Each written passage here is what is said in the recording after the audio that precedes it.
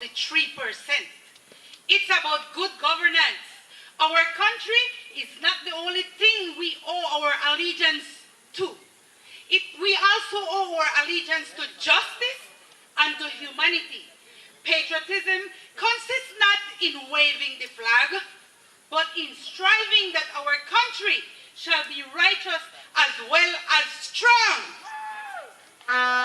Qué triste se oye la lluvia en los techos de cartón.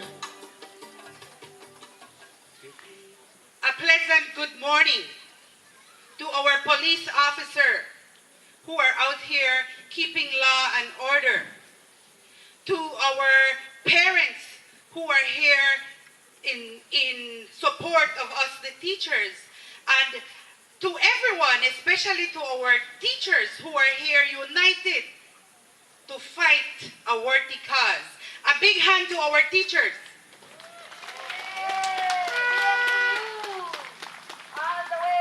My speech today will address the topic of corruption and especially political corruption.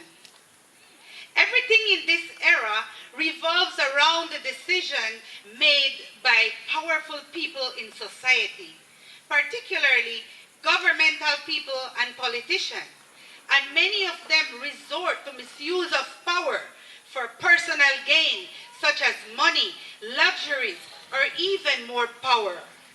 This means that corruption could make you gain a lot, but it also means that you deprive our families and our children of a lot.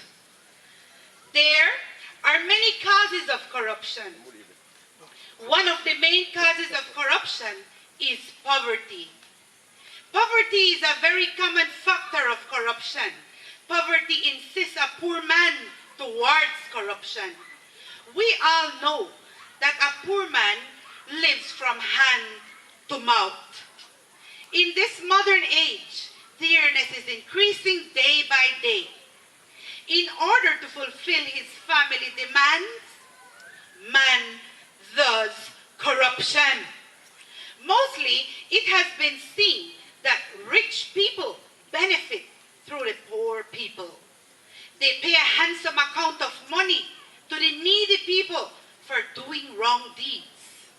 Despite the fact that there are many types of corruption, I want to believe that in our country, we just have two kinds of corruption: the need corruption and the greed corruption. You may be asking yourself, what is the need corruption? Well, let me tell you.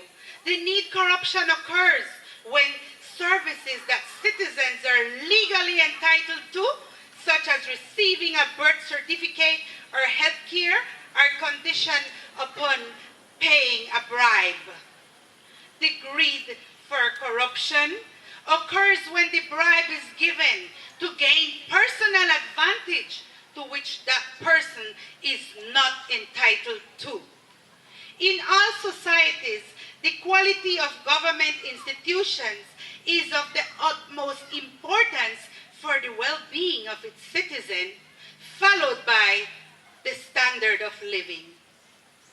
The fight against corruption is impossible in a place where not even the teachers survive on their income. To save our country, we need to stop the corruption of need. That is the fear of losing access to assistance. We need to be more responsible for our own needs. This is the only way we will be able to stop the corruption of greed. That is that strong desire for money or power. If the government stand up and addresses the causes, people will believe in the anti-corruption process. What are the consequences for corruption in Belize? Can any teacher answer this question? Well, nothing. In fact, the bigger you steal, the easier you walk free. Most of the prisoners in Hattieville prison are there for stealing, while our big men get promotion. People no longer view corruption as a vice. They see corruption as a way of life. If you are in one political party, only those in the opposition are corrupt, and those in your party are being witch hunted. If a parent or a friend is accused, you defend them.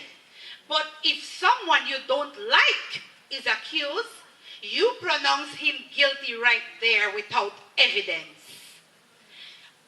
Honorable Dean Oliver Barrow assured the Belizean people that corruption will not be in his government, but it is there now. We should stop being hypocritical. I love this country. I have given my life for this country. Yet, you are not sure if you need to stand up for your country? If we want to fix Belize, we have to show concern for everyone. If you must punish people for corruption, let it be just. With determination, drive, and discipline, I am most certainly sure that we will make corruption unattractive. The corrupt public officials undermine our country's national security, our overall safety, the public trust and confidence.